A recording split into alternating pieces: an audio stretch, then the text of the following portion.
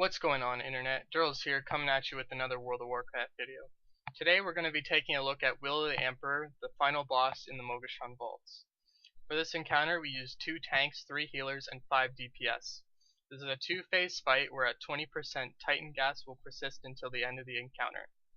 This encounter is all about controlling adds, however it is also greatly dependent on your tanks avoiding the combos and maximizing their damage through opportunistic strikes. Throughout the encounter, 3 adds will spawn. These 3 adds are Emperor's Rage, Courage, and Strength. Rages will fixate on a random player and are affected by all types of CC. Courages will fixate on the furthest tank from them, are immune to frontal attacks, and will reduce their target's movement speed by 25%, stacking up to 4 times. Strengths are immune to CC and will smash the ground in front of them, inflicting 150k damage and stunning all players within 10 yards. The bulk of the raid damage will be coming from Titan gas. This ability will inflict 20k damage every second to all players and energizes both players and constructs, increasing melee damage dealt by 25%. This ability will happen approximately every 2 minutes. After the first 90 seconds of the encounter, Jen and Quinn will spawn. These are the 2 main bosses and they have 2 core abilities. These abilities are Devastating Combo and Magnetic Armor. Devastating Combo is a set of 5 attacks consisting of a left and right cleave, a frontal cleave, and a 360 stomp.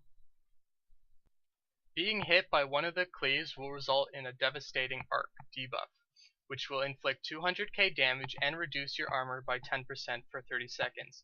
This will stack up to 10 times, and this ability cannot be ignored by damage immunities.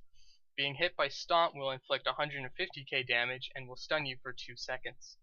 Successfully avoiding all the attacks of the Devastating Combo will grant the player an extra action button ability called Opportunistic Strikes. This ability will inflict 500k damage to the boss, and all players in melee range have access to this ability, so both tanks and melee be sure that you're avoiding the combos.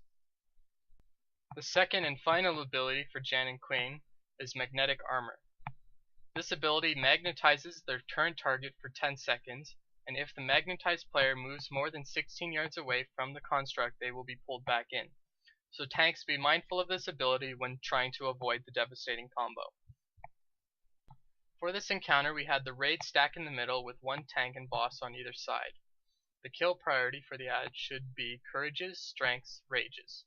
Be sure to use and rotate CCs on the Rages, also be sure to spec into any CCs that your class may have available. We used a Ret Paladin to tank the strengths towards the back of the room. For your raid, use any class that is able to gain and maintain threat on these adds, as the only damage that they will deal is from their smash, which can be avoided. Example of these classes may be Ret Paladins with Righteous Fury, DPS DKs in Blood Presence, DPS Warriors in Defensive Stance, and Feral Druids in Bear Form. Doing this makes it infinitely easier on your tanks to avoid the devastating combos. During Titan gas, be sure to rotate cooldowns both on the raid and on the tanks. However, tanks, be sure to not use your cooldowns if Devastating Combo is coming up, as you will be taking very minimal damage, and use your cooldowns afterwards.